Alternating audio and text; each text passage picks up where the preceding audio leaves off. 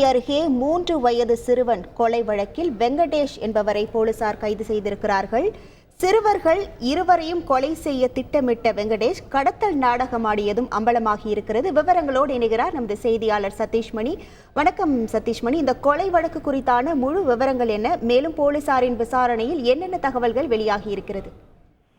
தருமபுரி மாவட்டத்துல 2 சிறுவர்களை குழந்தை கடத்துபவர்கள் கடத்த முயன்றதாகவும், அப்போது அந்த ஏற்பட்ட அந்த தள்ளுமுள்ள 2 சிறுவர்களையும் கடத்தலில் ஈடுபட முயன்றவர்கள் பாறையில் தாக்கியதாகவும், அதில் ஒரு சிறுவன் உயிரிழந்ததாகவும் முதற்கட்ட தகவல் வெளியானது. இந்த நிலையில இந்த விவகாரத்துல திடீர் திருப்பமா வெங்கடேஷ் என்பவரை தருமபுரி மாவட்ட போலீசார் கைது செய்திருக்கிறாங்க.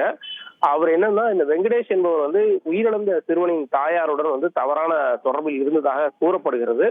மேலும் அந்த தவறான தொடர்புக்கு இந்த உயிரிழந்த சிறுவனும் மற்றும் அவருடைய தம்பியும் 2 சிறுவர்களும் இடைஞ்சலாக இருப்பதாக கருதியதாகவும், அதன் காரணமாக ஏற்பட்ட ஆத்திரத்தில் 2 சிறுவர்களையும் கொலை முயற்சி செய்யும் நோக்கில் கடுமையாக தாக்கி இருக்கிறார். இதில் ஒரு சிறுவன் உயிரிழந்திருக்கிறார், மற்றொரு சிறுவன் உயிருக்கு மருத்துவமனையில் போராடி கொண்டிருக்கிறார். இந்த சம்பவத்தை நிகழ்த்திவிட்டு உடனடியாக குழந்தை கடத்த வந்தவர்கள் தாக்கிவிட்டு சென்றார்கள் என்ற நாடகத்தையும் வெங்கடேஷ் நடத்தி இருக்கிறார்.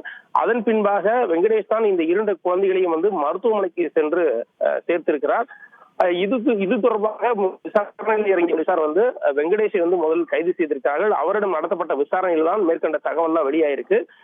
தொடர்ந்து மற்றொரு சிறுவனை அவர் ஒரு ஆபத்தான நிலைமையில சிகிச்சை பெற்று வரக்கூடிய நிலையில ஒரு தவறான உடல் தொடர்புக்கு இடைஞ்சலாக இருப்பதாக கருதியால் 2 சிறுவர்களையும் கொல்ல முயற்சித்து அதில் ஒரு சிறுவர் உயிரிழந்திருப்பதும், மேலும் இந்த சம்பவத்தை நிகழ்த்திவிட்டு குழந்தை கடத்தல் வந்தவர்கள் தான் இந்த கொலையை செய்தார்கள் என்ற நாடகத்தையும் இயற்றியதும் போலீஸ் விசாரணையில் தெரிய வந்திருக்கிறது. இது தொடர்பாக தீவிர விசாரணை நடத்தி வருகின்றனர். முழு விவரங்களுக்கு நன்றி சதீஷ்மணி. செய்திகளை உடனுக்குடன் தெரிந்து கொள்ள உடனே சப்ஸ்கிரைப் பண்ணுங்க.